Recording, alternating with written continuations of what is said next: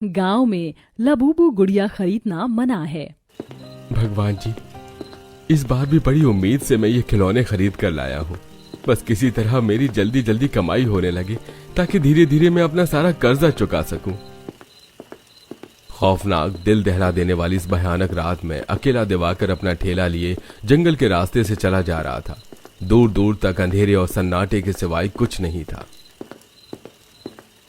कितनी सुनसान सड़क है और ऊपर से ये घना अंधेरा भी। अगर मेरे सामने कोई भूत आ गया तो? अरे ये हवा कैसे इतनी तेज हो गई? कहीं तूफान तो नहीं आने वाला है? हवा को चीरता हुआ दिवाकर अपने ठेले लिए तेजी से आगे बढ़ रहा था। तभी अचानक हवा थम जाती है और दिवाकर के सामने सड़क पर एक काली बिल्ली आकर खड़ी हो जाती है। काली बिल्ली?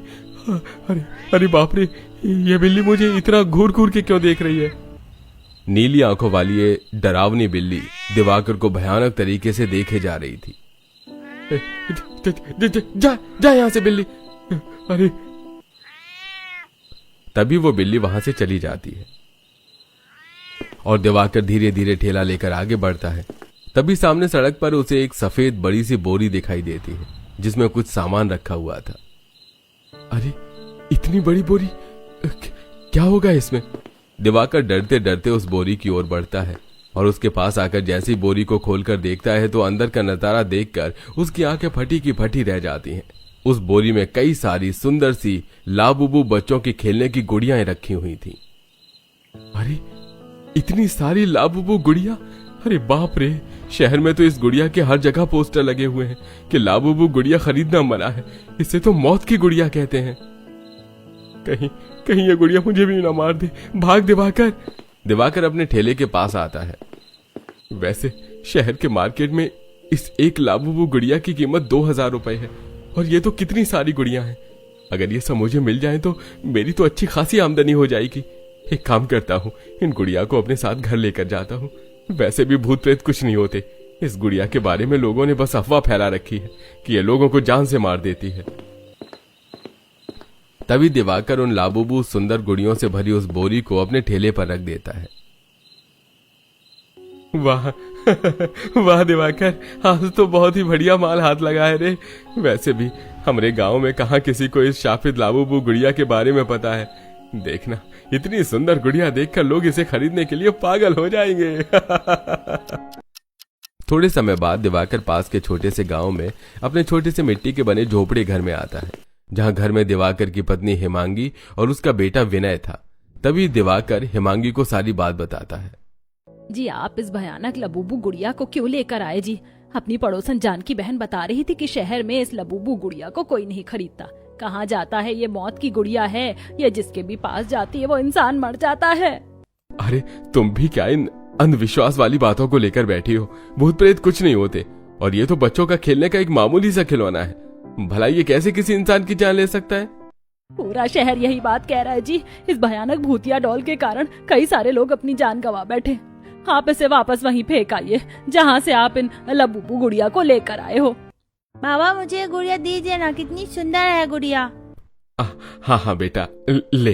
नहीं विनय, तो इस गुड़िया को हाथ नहीं लगाएगा। दिवाकर जी, ये क्या कर रहे हो आप? पहले ही इतने सालों बाद हमें संतान हुई है, क्या आप इसे भी हमारे जीवन से दूर करना चाहते हो क्या? अरे यार, तुम समझ क्यों नहीं रही हो? ये महज एक अफवाह है। अगर ये गुड़िया सच में श्रापित या प्रेत होती तो इतनी सारी ये गुड़िया मुझे वहीं जान से मार देती। फिर मुझे क्यों कुछ नहीं हुआ? ये सुनकर हिमांगी सोच में पड़ जाती है। भगवान जी ने हम गरीबों के जीवन में बदलाव लाने के लिए उम्मीद की एक छोटी सी किरण हमें दिखाई है। इस एक लाबुबू गुड़िया की कीमत 2000 रुपए है। सोचो, इतनी सारी गुड़िया बेचने पर हमें कितने सारे पैसे मिल जाएंगे। हिमांगी को भी अब दिवाकर की बातों पर विश्वास होने लगता है। अगले दिन सवेरे दिवाकर रोज की तरह सारे खिलौने अपने ठेले पर लाकर गांव के एक स्थान पर बैठकर अपनी खिलौनों की दुकान लगा देता है। दिवाकर इस गांव में सालों से बच्चों के खिलौने बेचने का काम किया करता था। वो शहर से होलसेल दाम में खिलौने लाता है। अरे सारे खिलौने तो अच्छी तरह से जम गए, अब बस ये लाबुबू गुड़ियाओं को जमाना बाकी है। तभी दिवाकर उन सारी लाबुबू गुड़ियाओं को एक जगह रख देता है। ये लाबुबू गुड़िया दिखने में बहुत ही सुंदर थी। तभी एक छोटी बच्ची अपने माता पिता अनुज मालती के साथ दिवाकर की दुकान में आती है तो दिया की नजर उस लाबूबू गुड़िया के ऊपर पड़ती है। माँ मुझे वो वाली गुड़िया चाहिए। तभी अनुज की नजर उस लाबूबू गुड़िया पर पड़ती है। लाबूबू गुड़िया? क्या हुआ जी, आप तो इस गुड़िया को देखकर ऐसे डर रहे हो जैसे कोई भूत हो। अरे ये मौत की गुड़िया है, ये इस गांव में कैसे आई? क्या साहब आप भी, अगर आपको ये गुड़िया नहीं खरीदनी है तो मत खरीदिए, पर इसके बारे में ऐसी झूठी अफवाह फैलाकर मेरे ग्राहकों को तो मत डराइए ना। अरे भाई आप समझने की कोशिश कीजिए, एक शापित भयानक लाबूबू गुड़िया है। शहर में इस गुड़िया के कारण हजारों लोग अपनी जान गंवा बैठे हैं। जिसके पास भी ये गुड़िया जाती है, ये गुड़िया उस आदमी को मौत की नींद सुला देती है। शहर में जगह जगह इस गुड़िया के पोस्टर भी लगे हुए हैं कि कोई उसे नहीं खरीदेगा। अगर ये गुड़िया सच में शापित है तो मुझे और मेरे परिवार वालों को अब तक कुछ क्यों नहीं हुआ? मेरा बच्चा तो दिन रात इस गुड़िया के साथ खेलता है। ये सही कह रहे हैं जी, मुझे भी लगता है कि ये सब अफवाह है, वरना एक बेजान खिलौना कैसे किसी इंसान की जान ले सकता है। बिल्कुल सही कहा आपने मेम साहब। मार्केट में इस एक गुड़िया की कीमत 2000 रुपए है और यही देखकर कुछ बदमाशों ने इसे जमा करना शुरू कर दिया ताकि आगे चलकर वो इन लाबूबू गुड़िया को और भी ज्यादा कीमत में बेच सके। इसलिए उन्होंने ऐसी गलत अफवाह फैला दी कि इस गुड़िया के कारण लोग मर रहे हैं और उन्होंने इस लाबूबू गुड़िया को मार्केट में आने से रोक दिया। अनुज दिवाकर की बातों पर गौर करता है। ठीक कह रहे हो आप भाई, मुझे अब यकीन हो गया कि इस लाबूबू गुड़िया की बात एक अफवाह है। तभी अनुज दिवाकर से 2-2 हजार रुपए की वो लाबूबू गुड़िया खरीद कर उसे अपनी बेटी को देकर तीनों वहां से चले जाते हैं। वाह वाह वाह, एक ही खिलौना बेचने पर मुझे 2000 रुपए मिल गए। अरे इतनी सारी कमाई तो मेरी आज तक नहीं हुई।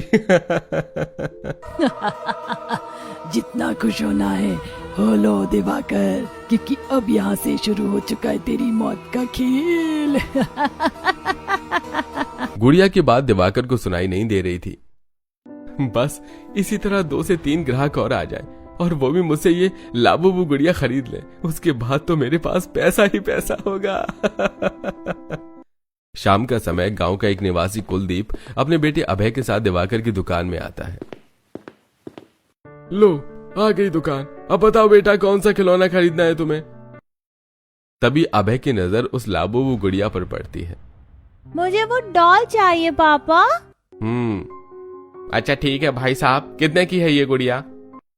साहब 2000 रुपए की। कुलदीप दिवाकर को पैसे देता है और उससे गुड़िया लेकर अपने बेटे के साथ वहां से चला जाता है। रात का समय दिया इसी गांव में अपने बड़े से घर में उस लाबूबू गुड़िया के साथ खेल रही थी। तभी मालती अनुज उनके पास आते हैं। बिटिया बहुत रात हो गई है, चलो अब सो जाओ। तभी दिया उस लाबूबू गुड़िया को लेकर अपने माता पिता के साथ कमरे में आती है और उस गुड़िया को सामने टेबल पर रख देती है। थोड़े समय बाद अनुज, मालती और दिया ये तीनों गहरी नींद में सो जाते हैं। रात के 12 बजे अचानक वो लाबूबू गुड़िया हिलने लगती है।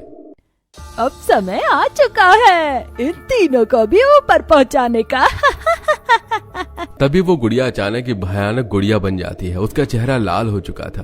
तभी वो अपने आप हवा में उड़ने लगती है। दिया मेरी बच्ची, उठ जाओ बेटा, अब बहुत सो लिए, ये दुनियावी नींद है। अब तुम्हारी हमेशा के लिए सोने का समय आ चुका है। तभी गुड़िया की आवाज सुनकर दिया नींद से जाग जाती है तो गुड़िया को हवा में उड़ते और उसके भयानक रूप को देखकर वो जोर से चिल्लाती है, मम्मी बचाओ। तभी दिया बेहोश हो जाती है। अगले दिन जब उसकी आंख खुलती है तो बेड पर उसकी माँ की लाश पड़ी थी और सामने वही गुड़िया टेबल पर रखी हुई थी। माँ उठिए, माँ क्या हुआ आपको? माँ माँ। मालती का काफी खून बह रहा था। तभी उसका पिता एक चाकू लेकर कमरे में आता है। अनुज पागलों जैसी हरकत कर रहा था। उठ गई मेरी नन्ही राजकुमारी। पापा क्या हुआ आपको? तेली माँ को तो मैंने मार दिया, अब तेली बाली दिया है दिया। अनुज जैसे ही अपनी बेटी पर चाकू से वार करता है तभी दिया घर से बाहर भाग कर आ जाती है। बचाओ, कोई बचाओ मुझे। वहां गांव के कई सारे निवासी थे। तभी वो दिया को पकड़ लेते हैं। वहां गांव का मुखिया, सरपंच और दिवाकर भी था। क्या हुआ बच्ची, तू इतना घबरा क्यों रही है? पापा पापा पापा पापा पापा ने मम्मी को मार दिया। क्या? तभी अनुज हाथ में चाकू लिए वहां आता है। उसके कपड़े पूरे फट चुके थे और उसके कपड़ों पर खून भी लगा हुआ था। दिया तेली माँ को तो मैंने मार दिया, मैं तुझे मारूंगा। अनुज का ये रूप देखकर सब दंग रह जाते हैं। तभी सब अनुज को पकड़ लेते हैं। अरे छोड़ना मत इस पागल को। अपने पिता का ये रूप देखकर दिया बेहोश हो जाती है। तभी सरपंच और सब वहां डॉक्टर को बुलाते हैं तो डॉक्टर अनुज का चेकअप करता है। अरे अनुज तो पागल हो गया। क्या? पर अचानक कैसे पागल हो गया? डॉक्टर साहब ये बता रहा था कि इसने अपनी पत्नी को मार दिया और ये अब अपनी बेटी को मारने आया है। मैं पागल हूँ, मैं पागल हूँ। ए नाई के बच्चे, अगर तूने मेरे बालों को हाथ लगाया ना तो मैं तुझे जान से मार दूंगा। अरे मैं डॉक्टर हूँ, नाई नहीं। ये सब क्या है डॉक्टर साहब? अनुज ऐसे पागलों जैसी हरकत क्यों कर रहा है? अनुज पूरी तरह से अपनी सोचने समझने की सहूलियत को खो बैठा है। यह पागल हो चुका है। अब यह आम इंसानों के लिए खतरा बन चुका है, इसलिए इसे तुरंत किसी पागल खाने में भेजना होगा। तभी डॉक्टर एक गाड़ी बुलाकर अनुज को पागल खाने भेज देता है। थोड़े समय बाद दिया सबके सामने बेहोश पड़ी थी। कितनी डर गई है बेचारी बच्ची। तभी वहां कुलदीप का बेटा अभय दौड़ते हुए आता है। उसके पीछे कुलदीप चाकू लेकर दौड़ता हुआ आ रहा था। बचाओ मुझे। आज तो मैं तुझे जान से मार दूंगा भाई। तभी सब कुलदीप को भी पकड़ लेते हैं। यह भी अनुज की तरह पागल हो चुका था और यह भी अपने परिवार वालों को मारकर अपने बेटे की जान लेना चाहता था। तभी सब कुलदीप को भी पागल खाने भेज देते हैं। ये क्या हो रहा है हमारे गांव में? क्यों लोग अपने ही परिवार की जान के दुश्मन बन गए? गांव में पहली बार ऐसी घटना घटी है। आज शाम को गांव के सभी निवासी पंचायत में आएंगे, वहीं हम इस बात की तहकीकात करेंगे। शाम का समय गांव के सारे निवासी पंचायत में बैठे थे। सामने मुखिया और सरपंच दोनों बैठे थे। अरे एक ही हादसे में हमारे गांव के 4 निवासियों ने अपनी जान गंवा दी। ये बड़े दुख की बात है। अरे गांव के निवासियों, आखिर अनुज और कुलदीप दोनों अचानक से अपना दिमागी संतुलन कैसे खो बैठे? ये बात तो हमें भी समझ नहीं आ रही सरपंच जी।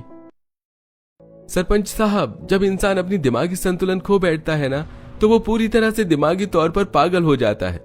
फिर वो कुछ भी कर सकता है। ठीक है, हम सब ये बात मान लेते हैं कि ये एक महज घटना है। अब इन बच्चों से तो हम कुछ पूछ नहीं सकते, क्योंकि ये तो इतने डरे हुए हैं कि ये कुछ बोल भी नहीं पा रहे हैं। गांव वाले इस घटना को एक हादसा समझकर भूल जाते हैं। कुछ दिन बाद दिवाकर अपनी दुकान में था। तभी उसकी दुकान में मनोहर आता है। मनोहर इस शहर का जाना माना रईस आदमी है। उसके साथ उसके 3 बच्चे भी आए थे। पिताजी, हमें वो गुड़िया चाहिए। देखिए कितनी सुंदर गुड़िया है ये। दिवाकर, ये 4 गुड़ियां दे दे मुझे। तभी दिवाकर मनोहर को 4 लाबूबू गुड़िया दे देता है। रात के समय, रात के 11 बज गए। आज तो बहुत देर हो गई मुझे दुकान पर। जल्दी से सामान समेट कर घर जाता हूँ। हिमांगी मेरी राह देख रही होगी। दिवाकर सारा सामान ठेले पर लेकर सड़क से अपने घर की ओर जाने लगता है। तभी रास्ते में उसे मनोहर का बड़ा सा घर दिखाई देता है, जहां घर में से लोगों और बच्चों के चीखने की आवाजें आ रही थी। अरे ये तो मनोहर मालिक का घर है। इनके घर से इतने चीखने चिल्लाने की आवाजें क्यों आ रही हैं? तभी दिवाकर मनोहर के घर की खिड़की के पास आता है, जो खुली हुई थी। तभी वो अंदर देखता है तो अंदर मनोहर उसके परिवार वाले रो रहे थे, चीख रहे थे और उनके सामने दिवाकर की वही लाबूबू 4 गुड़िया जो हवा में उड़कर मनोहर के परिवार वालों को मार रही थी और जोर जोर से हंस रही थी। ये देखकर दिवाकर दौड़ते हुए अपने ठेले के पास आता है।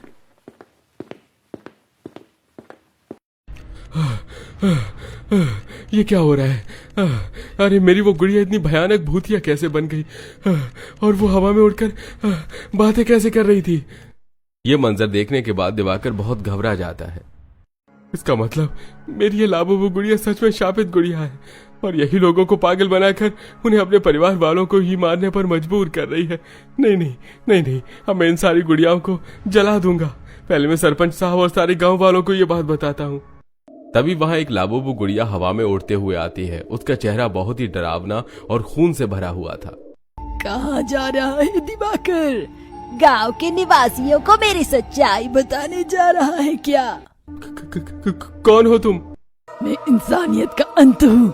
अगर तूने मेरी सच्चाई किसी को बताई तो मैं तेरी पत्नी और बेटे दोनों को मौत की नींद सुला दूंगी। नहीं नहीं, ऐसा मत करना गुड़िया, मेरे परिवार को कुछ मत करना। अपने परिवार को जिंदा देखना चाहता है ना, तो ये बात किसी को मत बताना। और मेरी ये भूतिया गुड़ियाओं को अपनी दुकान में रोज गांव वालों को बेच, समझा? हाँ हाँ, मैं बेचूंगा इन्हें गांव वालों को। और एक बात सुन ले, अगर तूने यहाँ से भागने की कोशिश की तो तू दुनिया में किसी भी कोने में क्यों ना चला जाए, मैं वहाँ भी आकर तुझे और तेरे परिवार वालों को खत्म कर दूंगी। वो गुड़िया वहां से गायब हो जाती है। तभी दिवाकर घर आता है और घर के एक कोने में खामोश बैठ जाता है। नहीं नहीं, ये बात मैं किसी को नहीं बताऊंगा। मैं अपनी पत्नी और बच्चे को मरने नहीं दूंगा। अगले दिन दिवाकर अपनी दुकान में आता है तो वहां उसे पता चलता है कि मनोहर भी अचानक से पागल हो गया और उसने भी अपने पूरे परिवार वालों को जान से मार दिया। अब ये सिलसिला हर दिन चलता रहा। गांव के जो भी निवासी दिवाकर से वो लाबूबू गुड़िया खरीद कर ले जाते थे, तो घर जाते वो शापित भयानक गुड़िया उस परिवार के लोगों को अपना शिकार बना लेती थी। अब तक कई सारे गांव के निवासी अपनी जान गंवा बैठे थे। एक शाम दिवाकर शहर आता है तो उसे शहर में उसी लाबूबू गुड़िया का पोस्टर दिखाई देता है। अब मैं अपने गांव के निवासियों को और मरने नहीं दूंगा। उस गुड़िया का पर्दाफाश करने का समय आ चुका है। तभी दिवाकर उस लाबूबू गुड़िया के कई सारे पोस्टर बनाकर अपने घर लेकर आता है। उस पोस्टर पर क्रॉस का निशान और खतरे के चिन्ह का निशान था और नीचे लिखा हुआ था, गांव में लाबूबू गुड़िया खरीदना मना है। विनय बेटा, ये सारे पोस्टर गांव के हर गली दीवार मोहल्ले हर जगह जाकर लगा दे बेटा। बाबा, अगर हम ये पोस्टर गांव में लगा देंगे तो कोई हमसे वो गुड़िया खरीदेगा ही नहीं। बेटा, मैं बाद में तुम्हें सारी बात बताऊंगा। अभी जाकर ये पोस्टर गांव में लगवाओ, जाओ। विनय और हेमांगी जैसे ही बाहर आते हैं तो उनके सामने एक भयानक चुड़ैल आती है। अच्छा, तो तुम दोनों ये काम करने जा रहे हो? तभी चुड़ैल दोनों को पकड़ लेती है और उन्हें एक बोतल में कैद करके दिवाकर के पास आती है। चुड़ैल। तभी वो चुड़ैल अचानक से भयानक लाबूबू गुड़िया बन जाती है। ये सारी लाबूबू गुड़ियाएं मेरी हैं और इन्हीं की सहायता से मैं लोगों को पा रही हूँ। मैंने क्या कहा था तुझे दिवाकर कि तू मेरी सच्चाई किसी को नहीं बताएगा? मुझे माफ कर दो, मेरे परिवार वाले को छोड़ दो। अब तेरी पत्नी और तेरा बेटा ये दोनों मेरे पास 2 दिन तक कैद रहेंगे। अगर 2 दिन में तू 100 लोगों को मेरी गुड़िया नहीं बेच पाया तो मैं तेरे बच्चे और तेरी पत्नी की गर्दनें उनके शरीर से उखाड़ दूंगी, समझा तू? इतना कहकर वो गुड़िया दिवाकर की पत्नी और बेटे को लेकर वहां से गायब हो जाती है। ये कैसी दुविधा में फंस गया मैं भगवान जी। अब कैसे बेचूं मैं 100 लोगों को ये गुड़िया। अगले दिन दिवाकर गांव में आता है। नहीं, 2 जनों के बदले मैं 100 लोगों की जान खतरे में नहीं पड़ने दूंगा। तभी दिवाकर गांव में पंचायत बिठाकर सारे निवासियों को सारी बात बताता है। ये सुनकर सबके होश उड़ जाते हैं। अरे क्या, एक चुड़ैल इन गुड़िया के जरिए लोगों को मार रही है? अरे बाप रे, यह तो काफी गंभीर मामला है। अब क्या करें हम? मेरे पास एक उपाय है सरपंच जी। रात का समय गांव के सारे निवासी दिवाकर की वो लाबूबू गुड़िया को अपने हाथों में लेकर गांव के एक स्थान पर बैठे थे। तभी वहां भयानक चुड़ैल प्रकट होती है। वाह दिवाकर, आज तो तूने दिल खुश कर दिया मेरा। मेरी भूतिया गुड़िया साथियों, इन सारे इंसानों को मौत की नींद सुला दो। तभी सारे लोग उन सभी गुड़िया को जला देते हैं। तुमने मेरी गुड़ियाओं को जला दिया, अब मैं किसी को नहीं छोड़ूंगी। तभी वहां एक तांत्रिक बाबा आते हैं और वो उस चुड़ैल को एक पिंजरे में कैद कर देते हैं। बाहर निकालो मुझे। बहुत खेल लिया तूने चुड़ैल मौत का खेल, अब तेरा अंतिम समय आ चुका है। तभी बाबा अपने तंत्र मंत्र की शक्तियों से उसी पिंजरे में उस चुड़ैल को अपनी शक्तिशाली आग लगा देते हैं, जिसके बाद वो चुड़ैल वहां से गायब हो जाती है। तभी दिवाकर की पत्नी बेटा भी वापस आ जाते हैं। एक बात समझ में नहीं आई बाबा, आखिर ये चुड़ैल थी कौन? पुत्र, ये बड़ी लंबी कहानी है। अगर तुम्हें जाननी है तो तुम्हें इस कहानी का पहला पार्ट देखना होगा कि आखिर वो चुड़ैल कौन थी और क्यों वो लोगों को मार रही थी। बाबा वहां से चले जाते हैं। अरे ये तो एक अजीब सा सस्पेंस हो गया यार। अब देख क्या रहे हो? आप लोग जल्दी से इस कहानी के पहले पार्ट के लिए कमेंट्स कीजिए। इतना खुश होने की जरूरत नहीं है गांव वालों, अभी मेरा अंत नहीं हुआ है, मैं फिर से लौट कर आऊंगी। ये सुनकर गांव का हर निवासी डर के कारण कांपने लगता है।